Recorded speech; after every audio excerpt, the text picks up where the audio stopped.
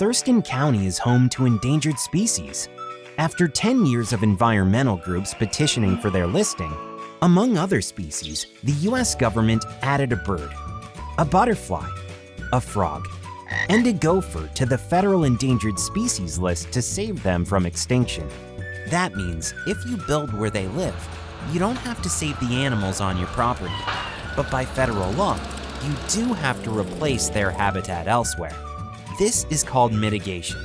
Mitigation is required because these animals don't do well when they're too close to homes and roads. To sustain their population and ensure their survival, they need prairie habitat with the right kind of food, places to cocoon, nest, and tunnel, room to have their babies. They also need a little distance from predators. If you want to build where these protected animals live, you need a federal permit, a potentially long and cumbersome process.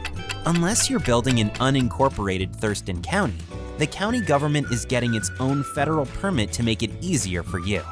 When you get a building permit from Thurston County, we'll look up your project location for you. And if there are endangered species, the county's habitat plan can cover your project and provide you with mitigation options. It's faster, it's friendly, and it's local.